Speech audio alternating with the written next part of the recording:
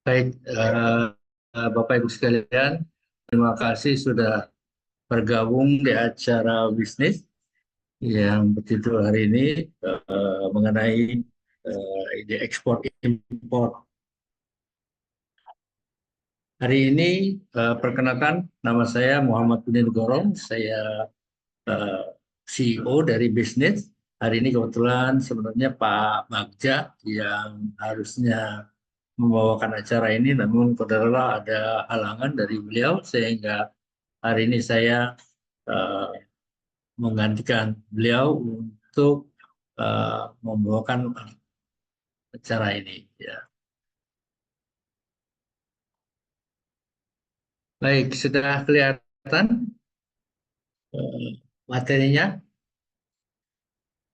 Sebelum saya mulai, saya ingin sedikit berkenalan dengan teman-teman yang hadir di sini. Eh, Boleh saya tahu dari teman-teman yang hadir di sini, apakah sudah ada yang pernah melakukan ekspor, impor? Bisa chatting di chat di sini. Siapa yang sudah pernah melakukan ekspor impor? Ya, boleh ada yang sudah pernah atau ada yang mau belajar jadi eksportir? Ya, siapa? Baik, kalau belum ada yang apa chatting ya. Nanti silahkan ya, nanti kalau ada yang mau pertanyaan atau yang mau sharing pengalaman, silahkan bisa langsung di chat, sehingga kamu bisa langsung connect dengan Bapak Ibu sekalian. Baik, terkait dengan 21 ide usaha ekspor import yang menguntungkan, sebenarnya ekspor import ini sesuatu yang tidak sulit untuk dilakukan ya. Kalau Bapak Ibu sekarang pernah melakukan jual beli, maka ekspor impor ini sebenarnya juga jual beli juga. Hanya saja lokasi penjual dan pembelinya berada di negara yang berbeda. Ya, jadi kalau misalnya kita menjual produk ke pelanggan kita yang kebetulan lokasinya dia di Singapura atau di Brunei atau kemudian juga di Timur Tengah dan yang penting bukan di Indonesia, maka kita sudah melakukan ekspor. Sebaliknya, kalau kita juga membeli produk dari luar, dari pengusaha yang lokasinya tidak di Indonesia, maka kita sudah melakukan impor. Jadi pada dasarnya ekspor impor ini adalah bisnis perdagangan biasa, sehingga tidak sulit untuk belajar menjadi eksportir maupun importir. Ya. Nah, bedanya hanya produk itu kita harus melakukan pengiriman dan lain sebagainya untuk apa polanya lebih lebih baik gitu ya. Nah, eh, yang pertama mengenai eh, 21 ide usaha ekspor impor. Sebenarnya ide untuk melakukan ekspor impor ini cukup banyak ya. Kita akan bawakan sebagian aja yang mungkin nanti bisa kita langsung diskusikan ya.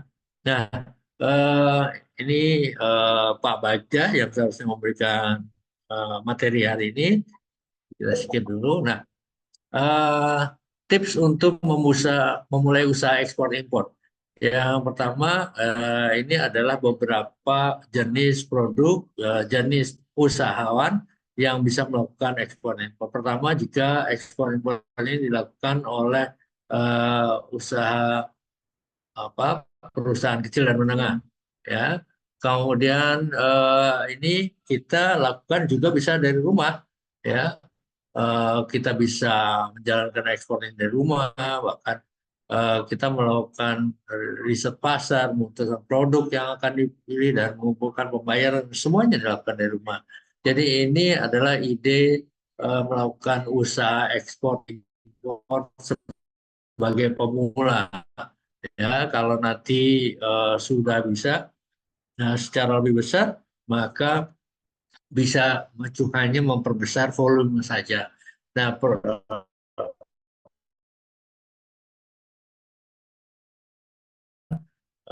usaha perorangan. Jadi kalau Bapak Ibu sekalian belum memiliki eh, PT atau CV, maka Bapak Ibu bisa mendaftarkan sebagai usaha perorangan. Jadi seseorang bisa langsung mendaftarkan dirinya untuk menjadi perusahaan perorangan.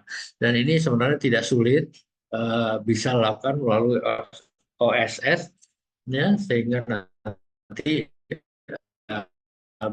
Bapak Ibu sudah memiliki badan hukum. Kenapa badan hukum kita, partner kita bisa lebih percaya terhadap siapa kita sebenarnya, ya. Nanti ini akan tentunya didukung dengan beberapa uh, uh, alat-alat, ya, alat-alat supaya membuat orang percaya, diantaranya dengan memiliki website atau landing page dan lain sebagainya, ya. Baik, kemudian apa sih yang bisa dilakukan? Pertama, menjadi agen sumber ekspor impor. Ini adalah ide yang relatif mudah dijalankan. Yang pertama adalah dengan menjadi agen sumber ekspor impor. Ini sebenarnya adalah agen dari pembeli, ya. Pembeli di sana, Bapak Ibu sebenarnya tinggal mencari kira-kira dia kebutuhannya seperti apa, nanti bisa dilakukan. Maaf, ini terputus sebentar, share screen-nya.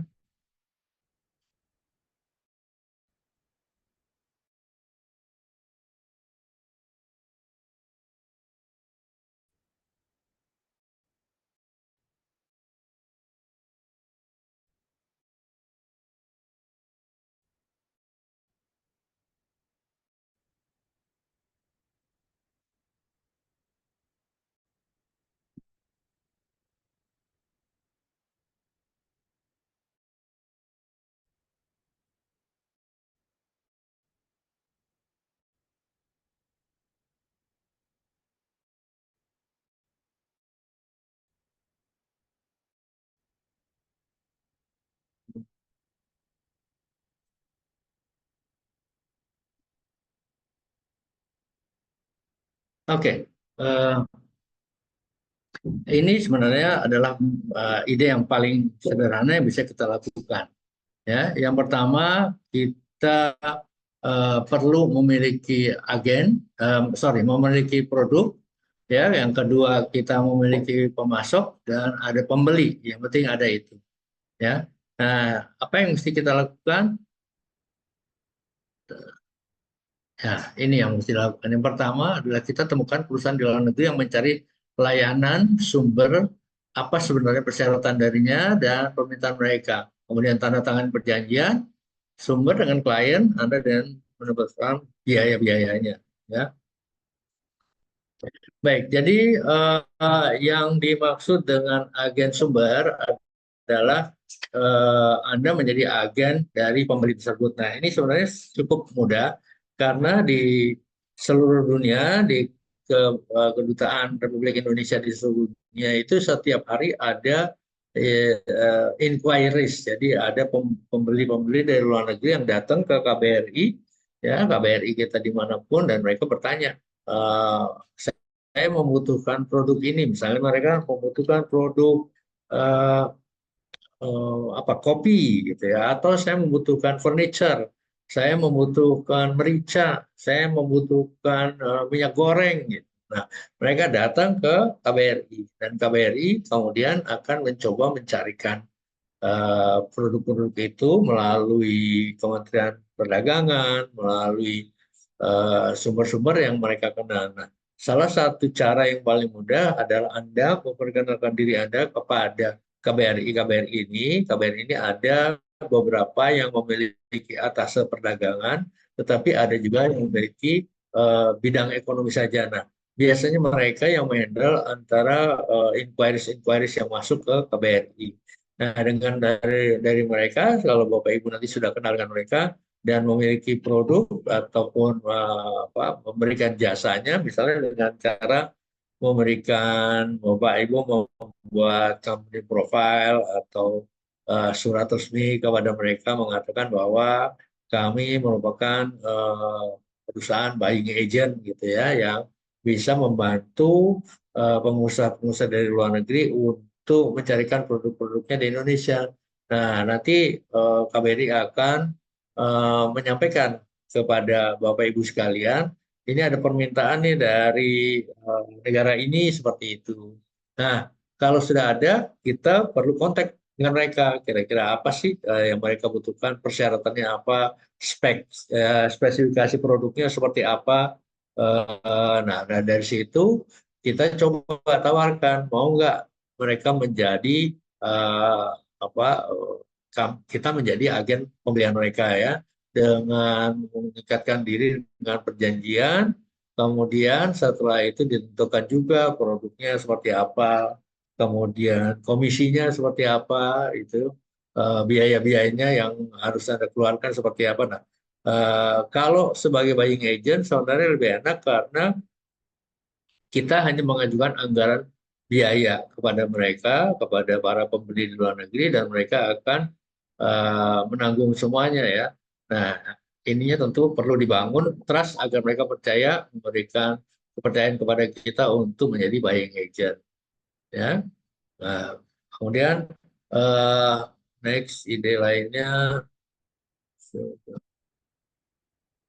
Nah, agen ekspor impor. Agen ekspor impor ini lebih kepada free agent. Jadi Bapak Ibu tidak terikat kepada buyer atau kepada seller.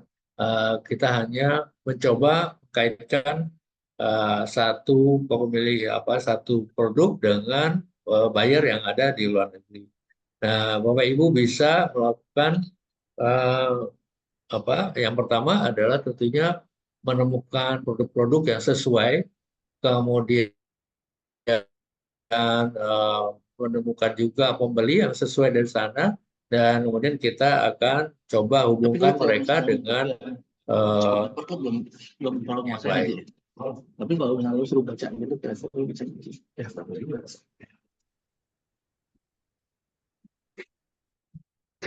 Mohon yang itu ya baik.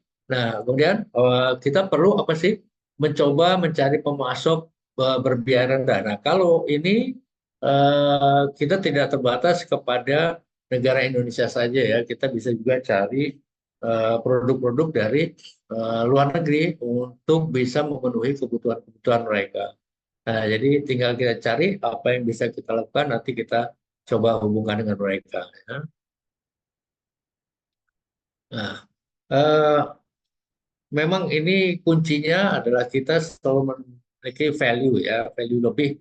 Artinya misalnya kita memberikan laporan setiap bulan kepada buyer-buyer, ini ada produk-produk seperti ini yang bisa dibeli, ditawarkan segala macam itu ya. Kita jadi lebih lebih proaktif untuk menawarkan, memberikan nilai tambah bagi mereka sehingga mereka tidak perlu lagi mencari-cari ke KBRI ataupun kemana-mana, tapi mereka bisa mendapatkan produk-produk yang mereka cari. Baik. Nah, atau ini yang ketiga adalah ekspor langsung. Nah, ekspor langsung ini kalau Bapak Ibu sudah memiliki produk, ya, eh, maka bisa melakukan ekspor langsung. Ya. Nah, yang tentunya yang perlu dilakukan adalah mencari produknya dulu. Produk apa yang Bapak Ibu eh, bisa tawarkan ke luar negeri. Dan ini tentunya ada beberapa hal yang perlu diperhatikan. Misalnya kelangsungan produksi gitu ya. Karena kalau kita sudah menawarkan dan ternyata produknya tidak mencukupi dalam bentuk eh, kemampuan produksinya, maka akan sulit kita kemudian nanti, karena kalau udah kita bilang iya kita bisa supply, ternyata kita nggak bisa supply, maka kepercayaan dari klien akan hilang ya. Jadi kita sudah harus pastikan dulu produk kita ini kualitasnya yang bagus, jangan sampai kualitas itu hanya di pengiriman pertama, pengiriman berikutnya kemudian kualitasnya turun. Kemudian juga kapasitas produksi ya. Saya punya punya cerita, ini dulu saya pernah bawa rombongan pengusaha-pengusaha kemudian dari Jogja ya, kemudian mereka ikut pameran dengan saya di negara Saudi, Arab Saudi, di kota Dahran. Nah, pada waktu itu ada orang yang tertarik dengan produk mereka, yaitu produk handicraft ya sebenarnya. Nah, setelah kita bicara, saya tanya, kita waktu itu ada 3 pengusaha dari Jogja yang bergerak di bidang handicraft ini. Nah, setelah kita ngobrol, mereka bilang, oh ya kita bisa semuanya. Nah, saya tanya, berapa gitu ya? Masing-masing bilang 6 kontainer kemampuan produksinya. Ternyata waktu mereka dapat order masing-masing 6 kontainer, mereka nggak bisa penuhin karena ternyata 6 kontainer ini adalah kemampuan produksi satu kota gitu ya, dari beberapa pengusaha, beberapa pengrajin, sehingga kemampuan produksi ini tidak mencukupi karena ternyata ordernya sampai 18 kontainer waktu itu ya. Jadi ini yang perlu kita lihat. Nah, kita juga harus mencari, kalau kita nggak punya produk di Indonesia, kita bisa juga lakukan dari produk dari luar negeri, tetapi kita harus sekali lagi memastikan kualitas dan kemampuan produksi dari produk tersebut, dan kita bisa mendapatkan kepercayaan dari mereka untuk melakukan menjadi agen atau melakukan ekspor terhadap produk tersebut. Ya.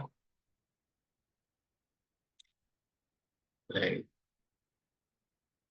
Nah, ini juga yang menjadi kunci ya, yaitu eh, banyak yang beredar di eh, WA Group atau di apa grup-grup di FB untuk grup eksportir gitu. Nah, ternyata pada waktu kita masuk ke grup itu kita ditawarin membeli daftar pembeli secara online gitu ya. Harganya mungkin nggak terlalu mahal, misalnya hanya 500.000. Nah, mereka akan kirim ini pembeli-pembeli aktif, pembeli-pembeli itu gitu ya. Mereka kemudian mengirimkan eh, daftarnya kepada kita. Eh, Mungkin nggak yang ini bisa berhasil? Secara random ya mungkin saja berhasil kalau ada daftar pembeli itu yang memang aktif dan memang mencari. Tetapi kebanyakan data ini data-data lama yang sudah tidak beraksi, apa, tidak aktif lagi, kemudian juga atau sudah pindah profesi dari jadi tadinya memproduksi A kemudian memproduksi B gitu ya. Jadi data-data lama ini sebaiknya dihindari, ya. Nah, kemudian kita juga harus menghubungi mereka untuk mencari tahu lagi kebutuhan mereka secara detail dan apa saja yang bisa kita penuhi dari kebutuhan-kebutuhan itu, ya. Jadi kontak kuncinya selalu adalah komunikasi dengan pembeli maupun pemilik produk gitu ya.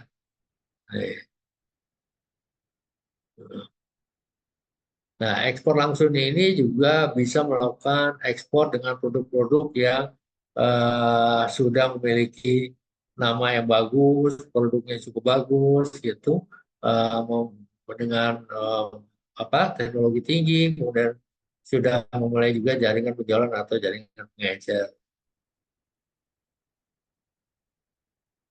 Nah, ekspor online. Ini pemasaran online, pembuatan konten, SEO, pembuatan konten untuk online. Nah, jadi ini yang bisa kita lakukan dengan melakukan digital marketing menggunakan apa website, landing page gitu, untuk kita menjual ekspor secara langsung. Jadi ini sebenarnya sama dengan yang tadi, tetapi hanya cara memasarkannya. Kalau tadi cara memasarkannya kita bisa melalui orang-orang yang kita kenal seperti KBRI, ITPC, kemudian juga melalui Indonesia Diaspora. Nah, kalau yang ekspor online ini pemasarannya kita menggunakan eh, web ya, menggunakan digital marketing.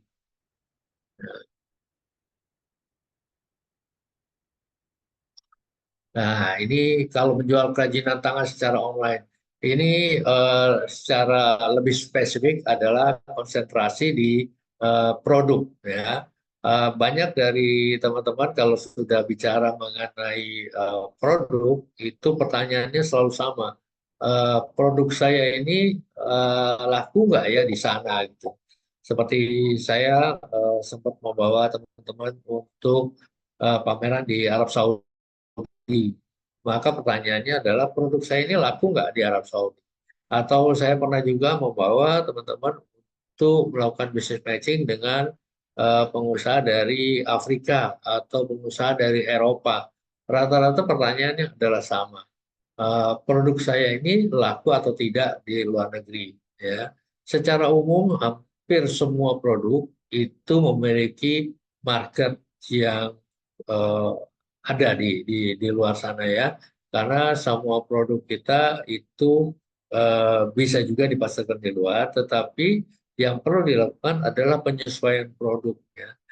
Jadi kalau bisnis ini nggak boleh baper gitu. Artinya kalau kita punya produk, dia membutuhkan produk dengan adjustment, dengan penyesuaian, ya otomatis kita harus lakukan itu. Jadi nggak boleh saya hanya punya produk ini, nggak bisa dirubah gitu.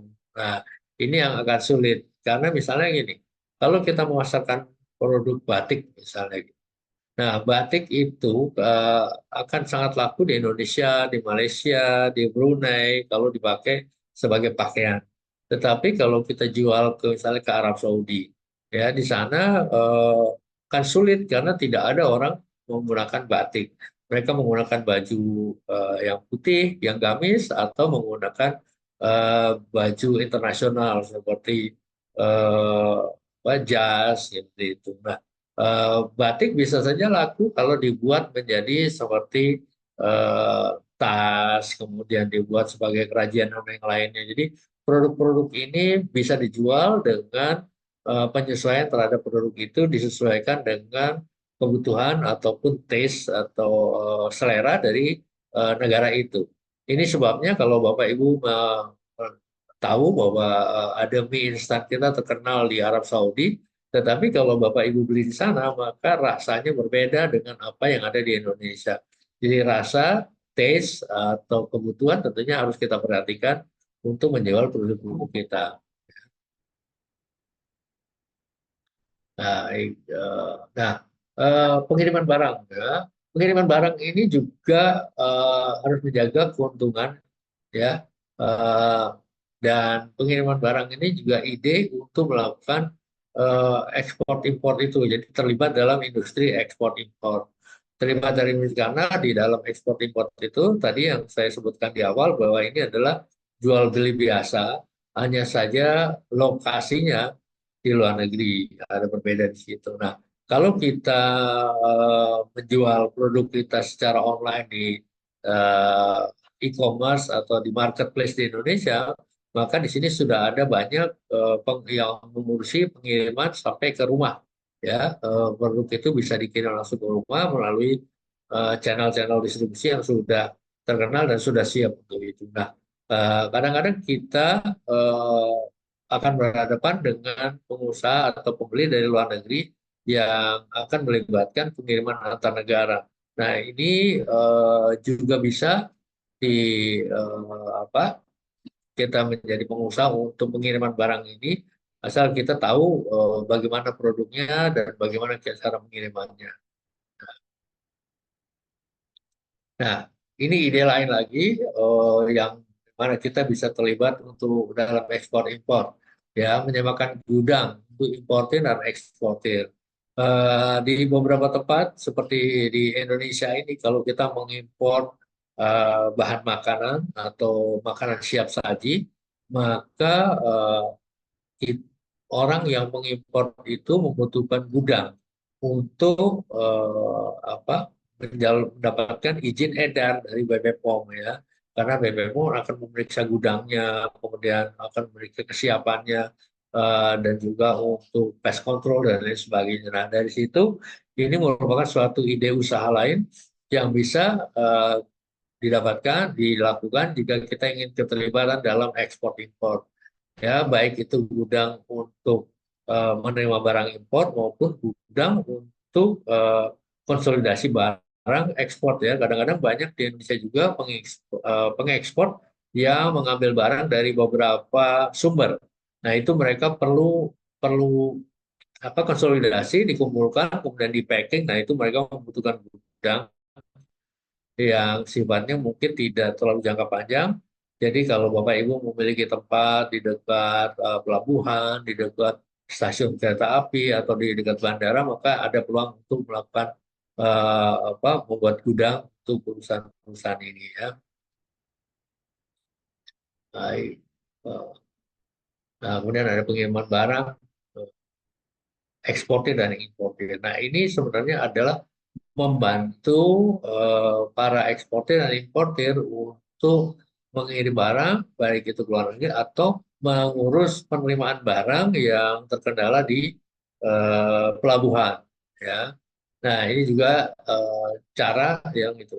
Jadi pada dasarnya adalah kita bisa mengidentifikasi beberapa tantangan atau challenge atau problem yang ada di dalam rantai ekspor impor. Nah, di setiap itulah di mana ada problem maka kita bisa menghasilkan solusi untuk mencari solusi dari problem-problem itu. Ya. Nah ini kalau pengiriman barang untuk ekspor dan impor kita membantu mulai dari konsolidasi tadi, kemudian kita packing dan menguruskan izin-izinnya dan sebagainya seperti itu.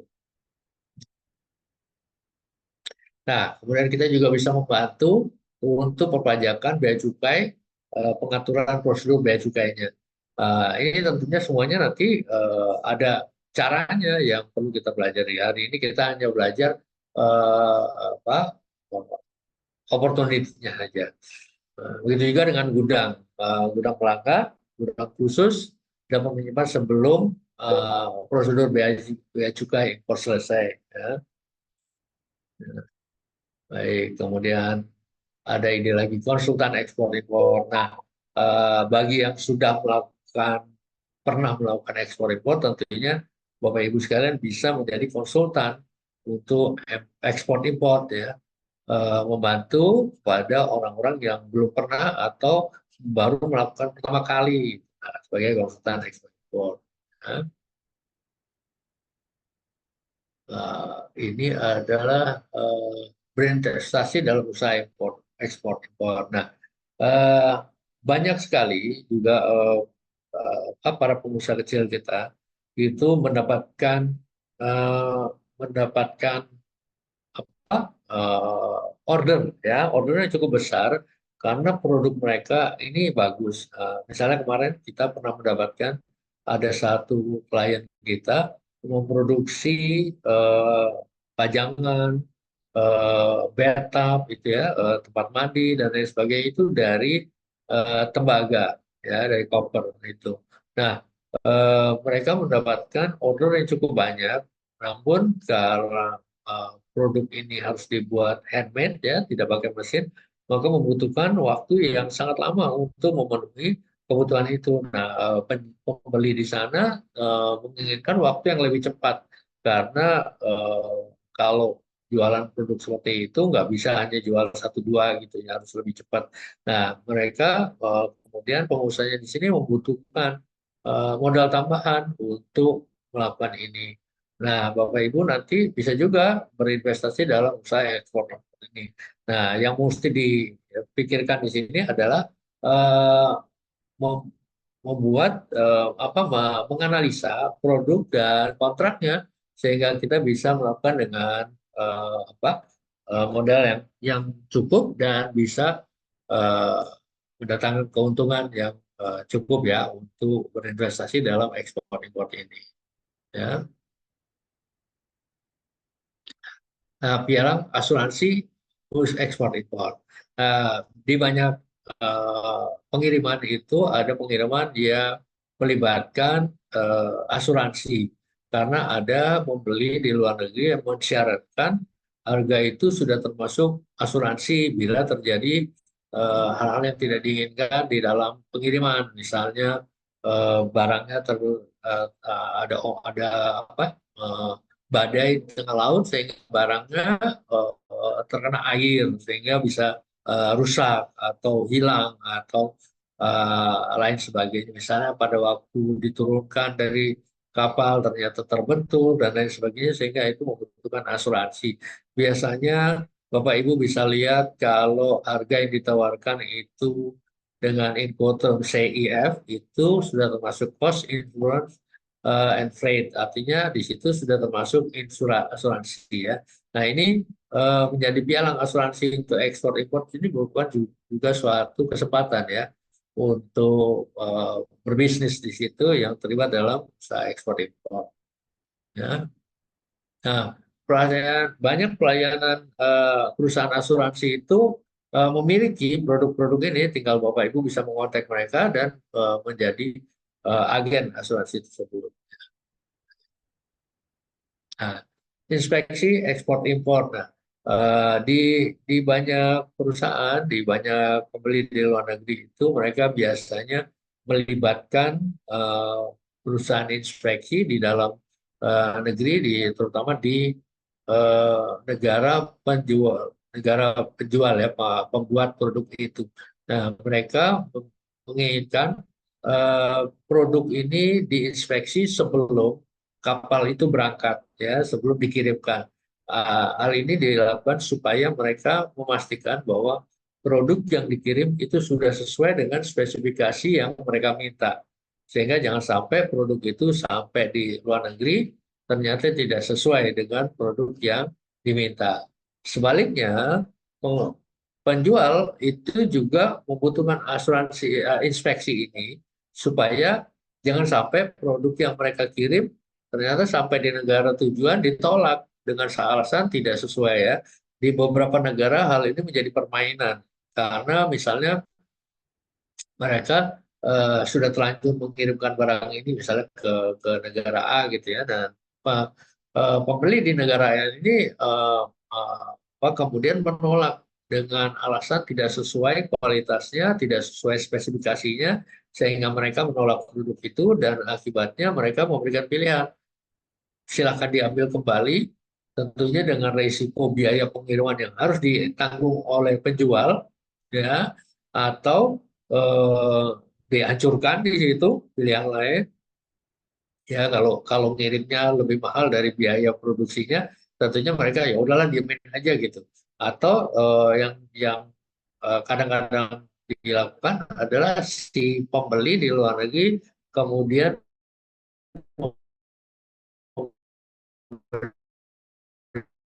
dengan alternatif, baik saya beli produk ini di mana produknya yang dikirim tidak sesuai dengan uh, spesifikasi yang diminta, maka ini tentunya sesuatu yang kemudian juga kurang menguntungkan buat pembeli, karena pembeli tidak bisa menjual barang itu dengan margin yang mereka inginkan sebelumnya karena kualitasnya di bawah.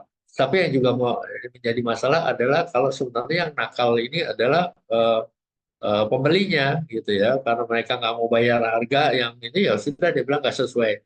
Jadi inspeksi ekspor impor ini dibutuhkan agar eh, produk itu kemudian menjadi lancar dan tidak tertolak di kedatangan sana ya. Nah, ini adalah ide lain lagi. Seperti saya bilang tadi, banyak sekali permintaan dari luar negeri untuk produk-produk kita, tapi eh, yang menjadi kendala adalah di Indonesia ini, kalau kita mencari produk itu, kita akan sulit menemukan siapa perusahaan mana yang sudah memiliki kemampuan ekspor atau sudah pernah mengekspor, kualitas barangnya seperti apa, spesifikasinya seperti apa. Nah, ini nggak ada data-data seperti ini. Bukan nggak ada ya, sebenarnya ada di beberapa instansi pemerintah, tetapi ini nggak mudah untuk diakses oleh penjual ataupun pembeli. Ya, jadi penjual tidak bisa eh, merubah-rubah produknya ya, karena kadang-kadang penjual atau produser itu merubah produknya karena ya produk kemarin ternyata spesifikasi seperti itu nggak laku gitu, dia naikkan spesifikasinya. Nah, ini mereka nggak bisa mengakses untuk mengupdate-nya. Jadi membuat direktori ekspor impor ini juga merupakan suatu ide untuk bisa terlibat di dalam usaha ekspor impor ini ya.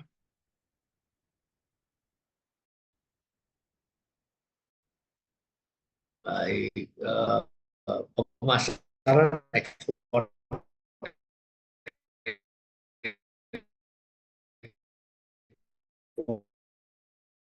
Nah, ini yang tadi hanya melakukan pemasaran digital maupun secara manual, secara langsung, ini memang harus ada yang menjalankan. Ini hanya bagian dari proses ekspor impor, jadi mencarikan pembeli dari produk yang ada di sini. Nah, ini Bapak Ibu tentunya harus menawarkan kepada pemilik produk untuk mau nggak kita melakukan apa pemasaran terhadap produk-produk ini untuk diekspor.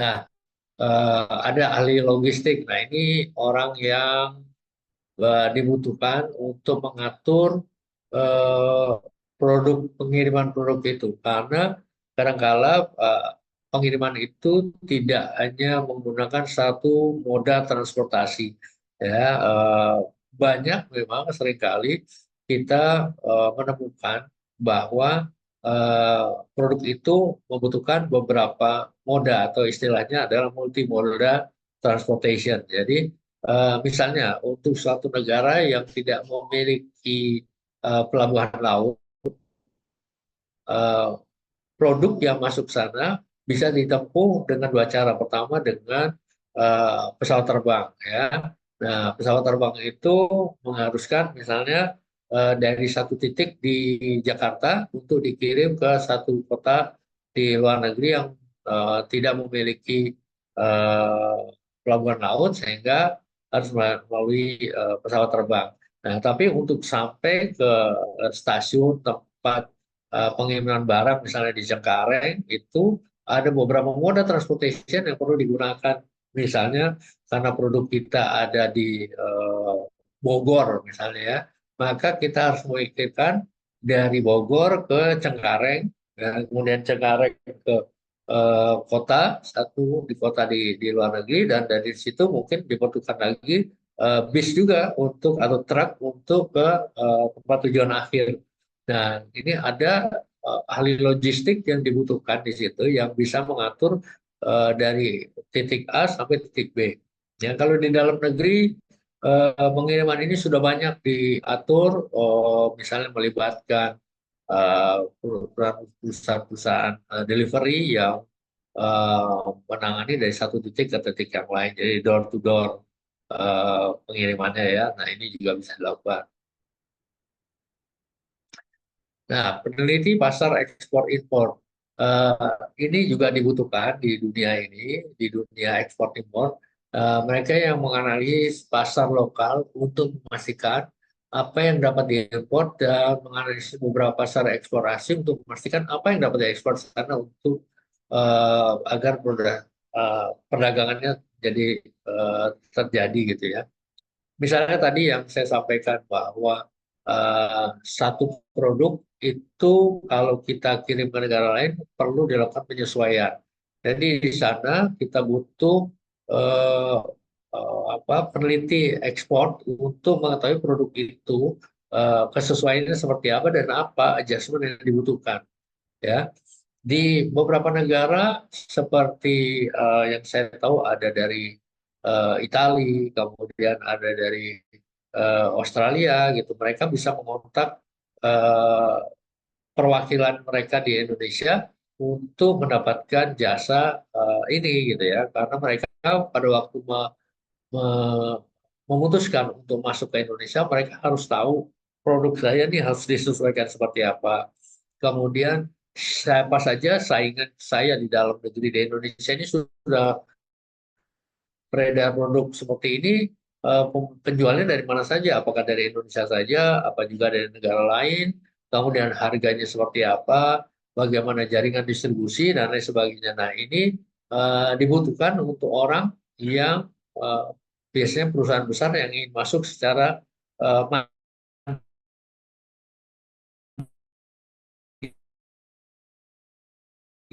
mandiri ke suatu negara ya untuk melakukan riset pasar terhadap produknya. Ya, baik. Nah, penyediaan transportasi jalan raya ini yang tadi disampaikan bahwa nanti untuk produk yang sudah masuk di pelabuhan-pelabuhan tentunya perlu didistribusikan ke kota-kota lain dan ini membutuhkan juga transportasi jalan raya atau pengaturannya ya kalau tadi ahli logistik dia bisa memilihkan untuk jalan raya maupun kereta api atau yang lainnya.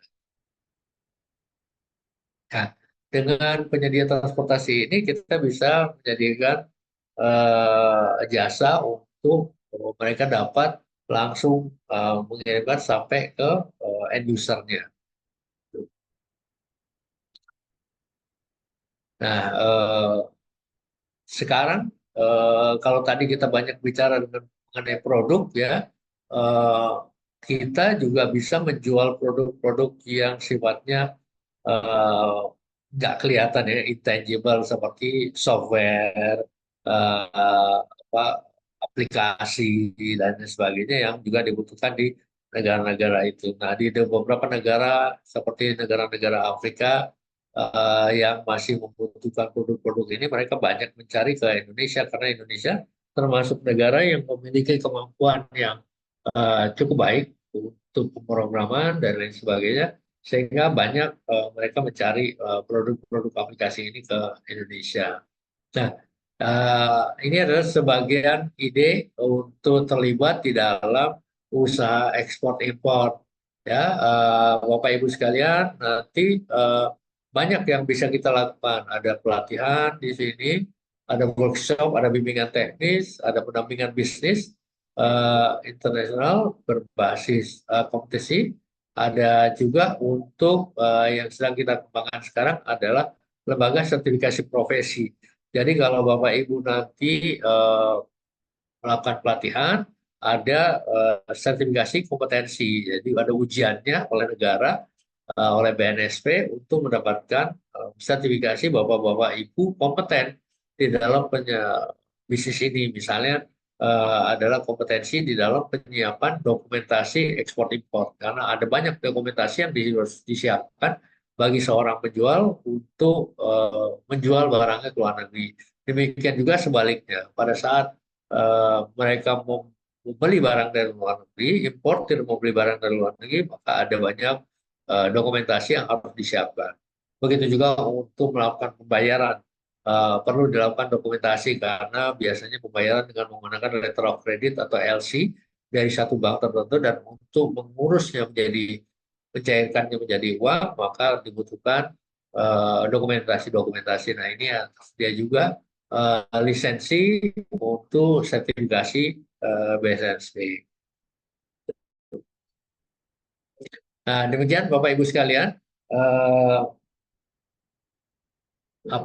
materi untuk mengenai ide-ide untuk terlibat di dalam dunia ekspor impor yang bisa kita lakukan untuk menjadi suatu usaha tertentu ya.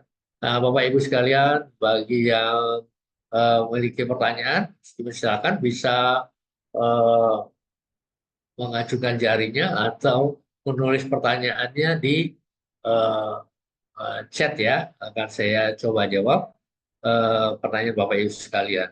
Tapi yang paling penting sebenarnya tadi itu hanya sebagai suatu gambaran bahwa ada banyak opportunity di dalam usaha ekspor impor.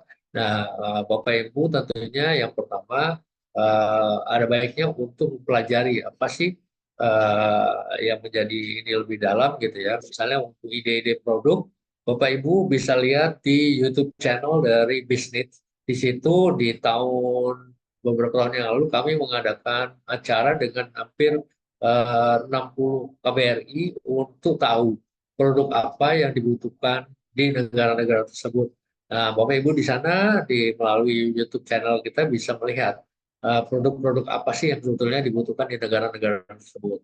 Kemudian tadi untuk belajar lebih jauh, untuk memiliki keahlian untuk sebagai penyiapan dokumen, kemudian pengiriman barang dan sebagainya, ada training-training yang bisa Bapak Ibu ikuti karena memang itu nggak mungkin kita sampaikan dalam waktu 1 jam ya. Ada waktu-waktu tertentu dan diajarkan oleh eh, profesional praktisi yang sudah pernah menjalani ekspor impor ini, sehingga Bapak Ibu bisa mendapatkan ilmu yang benar-benar mumpuni dan bisa memang diterapkan.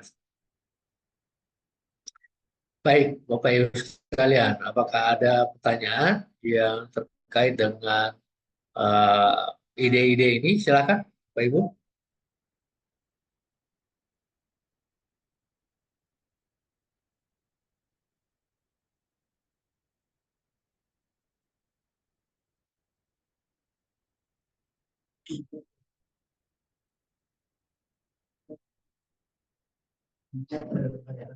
Oh, oke. Ada dari Ariendra Dewa.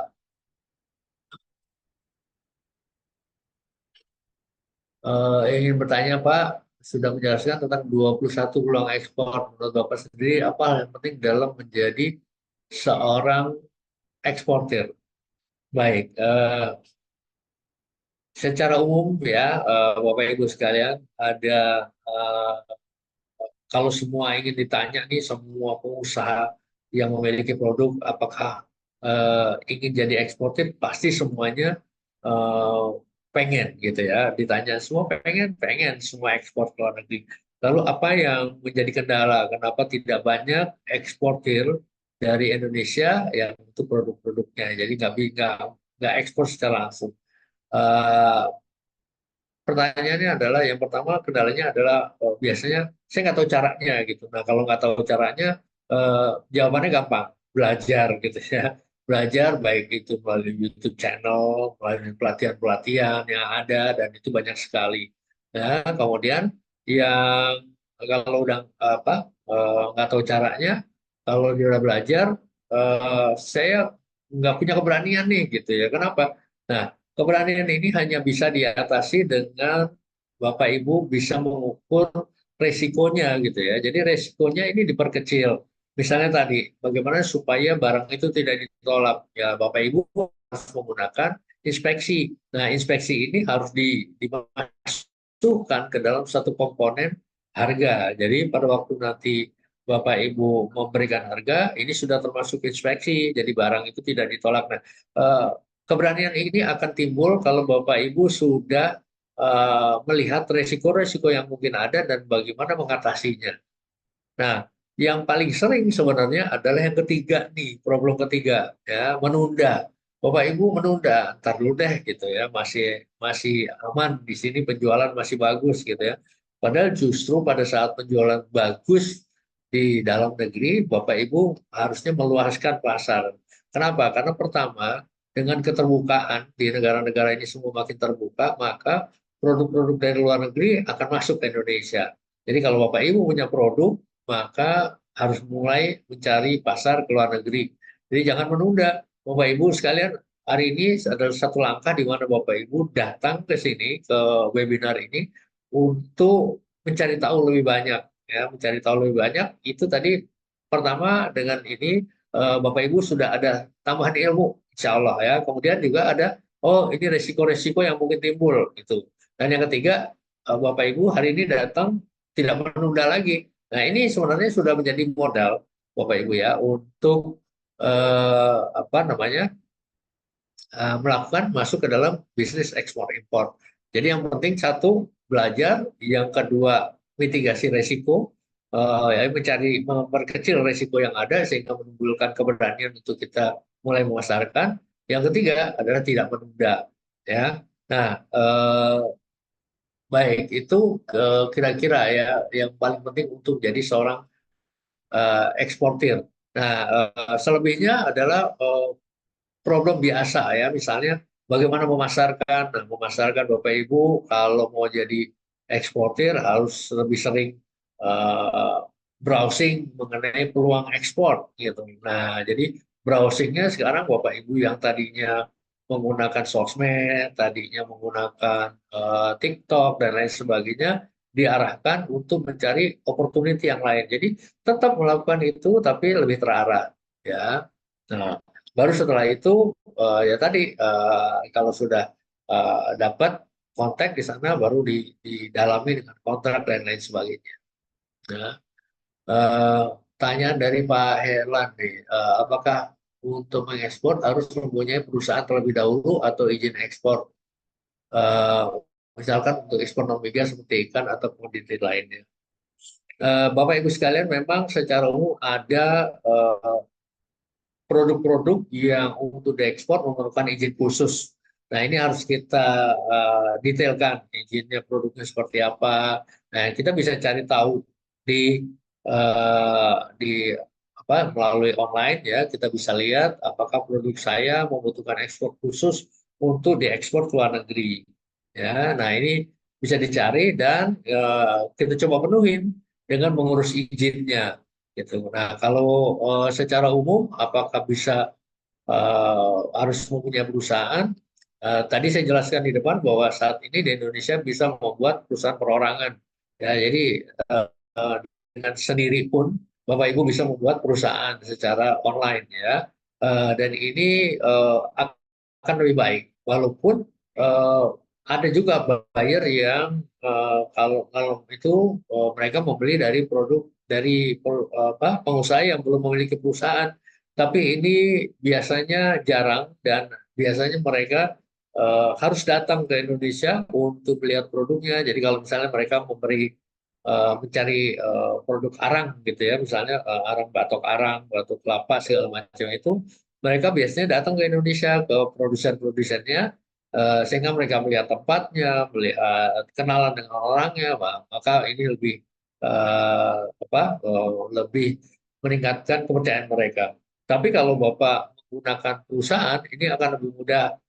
Hanya saja dengan menggunakan perusahaan ini tentunya ada beberapa hal yang mesti dilakukan. Misalnya membuat landing page atau membuat website supaya orang kalau mencari tahu dengan perusahaan kita, mereka bisa langsung melalui online dan bisa tahu oh siapa saja di dalam ini dan apa sebenarnya seperti itu. Nah, izin ekspor ini juga perlu diurus untuk barang-barang tertentu ya, Pak. Nah, bisa nggak diatasi dengan meminjam perusahaan lain ya? Kadang-kadang kita baru memulai, udah ketemu dengan izin ini, izin itu yang harus diurus. Nah, bisa itu dibantu biasanya untuk melakukan meminjam izin ekspor dari perusahaan yang sudah ada, dan itu tentunya dengan ada biaya, tetapi tentunya tidak harus mengurus secara penuh dulu. Ya, baik.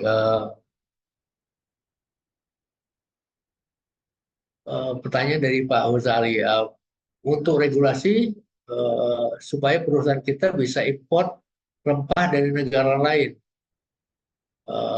Izin import. Baik, memang ada uh, beberapa produk yang dilarang untuk masuk ke negara kita. Jadi untuk izin ini tentunya kita harus cari tahu secara detail ya uh, produknya apa, dan ini bisa kita cari tahu di uh, Kementerian Perdagangan untuk melihat apakah produk yang mau kita import ini membutuhkan izin khusus.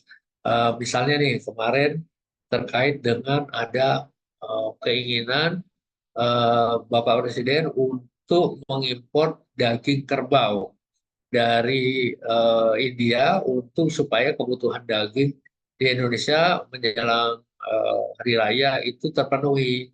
Nah, hal yang mesti kita tahu bahwa di India ini belum bebas dari penyakit kuku dan mulut itu ya, sehingga eh, banyak negara itu tidak mengizinkan impor produk ini dari India.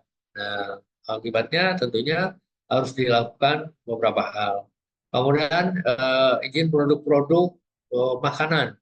Ya, izin produk makanan itu di Indonesia ada Undang-Undang Nomor 14 tahun Undang-Undang Nomor 33 tahun 2014 mengenai jaminan produk halal yang mensyaratkan semua produk yang beredar di Indonesia ini memiliki sertifikasi halal. Dan ini mulai berlaku di tahun 2024 ini. Sebenarnya sudah berlaku di tahun 2019, tetapi di tahun 2019 itu ditangguhkan sanksinya sehingga berlaku sanksinya itu di bulan Oktober 2024. Nah, untuk itu maka eh, banyak pengimpor makanan dari luar negeri itu harus mengurus izin sertifikasi halalnya dulu ya. Nah, eh, orang bilang kalau itu nggak penting lah karena nanti kan lihat aja di Indonesia juga banyak produk-produk yang belum punya sertifikat halal gitu. Nah, bedanya apa? Kalau barang itu Bapak produksi di Indonesia atau Ibu produksi di Indonesia, maka Bapak bisa langsung mengedarkannya tanpa sertifikasi halal dan itu sudah ada di Indonesia gitu. Nah, problemnya kalau kita mengimpor dari luar, maka pada waktu ingin masuk ke daerah pabean itu akan dicek ya, sehingga pasti akan tertolak produk-produk itu. Jadi Bapak Ibu yang ingin mengirim hal-hal yang sifatnya makanan, tetap harus diurus. Kecuali produk-produk makanan ini yang memang tidak memerlukan sertifikat halal. Jadi kalau rempah-rempah ini nggak perlu sertifikat halal. Tadi hanya seperti contoh aja yang harus kita cek ke produknya ini apakah membutuhkan sertifikasi tertentu. Eh, misalnya juga sertifikasi eh, country of origin, itu barang ini berasal dari mana dan lain sebagainya seperti itu. Ya. Nah, izin-izin import ini Bapak bisa cari di eh, Dirjen eh, Ekspor Nasional ya, Dirjen Pengembangan Ekspor Nasional Dirjen PEN itu di Kementerian Perdagangan ya, di Kementerian Perdagangan. Bapak Ibu bisa lihat ke sana untuk mendapatkan informasi mengenai ekspor impor, atau yang paling gampang sebenarnya di Google ya, di Google bisa cari tahu dan itu bisa ada sebagai informasi awal yang harus kita lanjuti kemudian ke kementerian terkait. Gitu. Baik, ada pertanyaan lain dari Bapak Ibu sekalian? Ekspor impor ini sangat menarik ya Bapak Ibu sekalian, karena seperti saya bilang tadi bahwa banyak inquiries dari luar negeri. Ya, Bapak Ibu nanti bisa berhubungan dengan teman-teman di bisnis untuk lebih tahu produk-produk apa saja yang mungkin Bapak Ibu sudah miliki dan bisa mau dijual untuk dicarikan pasarnya ke luar negeri. Bisnis juga selain mengadakan pelatihan, kami juga melakukan kunjungan misi dagang ya, insya Allah eh,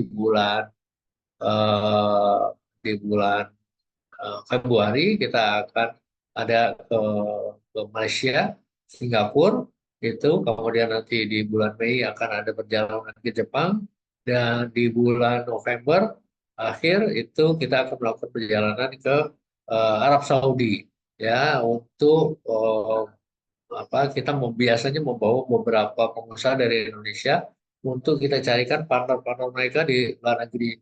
Nah, Bapak Ibu yang tertarik untuk ikut ke misi dagang ini, saran saya jangan menunda. Kalau ada informasi nanti silakan langsung daftar, karena dengan waktu yang cukup maka kita bisa mempersiapkan diri ya. Bapak Ibu sekalian, dari pengalaman saya banyak sekali kegagalan pameran atau misi dagang adalah karena keputusan untuk ikutnya itu di akhir waktu gitu, sehingga belum ada persiapan yang cukup untuk berangkat ke sana. Kalau kita berangkat ke sana dengan persiapan yang waktu yang cukup, maka kita akan bisa menemukan orang-orang yang pas sesuai dengan kebutuhan kita, baik itu beli, mitra atau investor dari negara itu, asalkan kita bisa memenuhi kebutuhan-kebutuhan mereka. Baik, ada pertanyaan lain, Pak Ibu sekalian?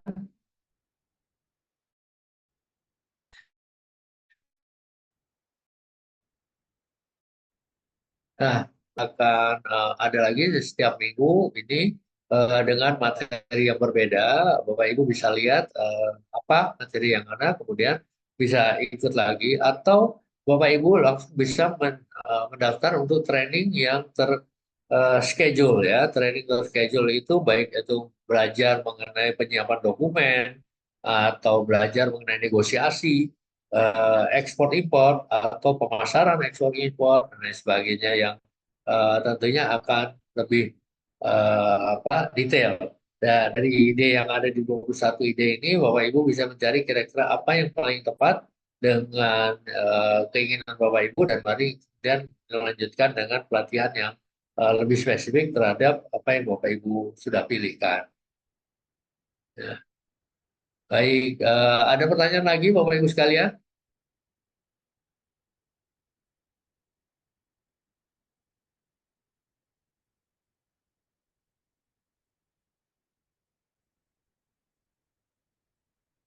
Kalau nggak ada lagi, saya atas nama bisnis menyampaikan terima kasih kepada Bapak Ibu yang sudah hadir di siang hari ini untuk mengikuti webinar kita. Dan nanti akan kita bentuk satu grup diskusi untuk melihat eh, kalau ada pertanyaan-pertanyaan yang belum terjawab di situ ya. Jadi Bapak Ibu yang belum mengisi daftar absen, silahkan diisi daftar absennya untuk apa, menyampaikan nomor teleponnya dan lain sebagainya untuk kita bisa hubungi. Sebelum kita akhiri, Bapak Ibu silahkan dibuka kameranya untuk kita dokumentasi untuk melihat siapa aja yang hadir dan bagaimana kita bisa nanti berkenalan lebih jauh ya. Ada rencana kopi darat, Bapak Ibu sekalian. Kopi darat lebih enak ya, karena nanti kita akan ketemu dengan pembicara-pembicaranya langsung untuk belajar lebih dalam. Insya Allah kopi darat, mungkin untuk teman-teman yang di Jakarta nanti bisa. Silahkan panitia yang mau mengabadikan.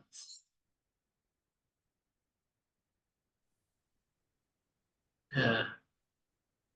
Baik, masih ada yang lagi mau dibuka? Silahkan kameranya.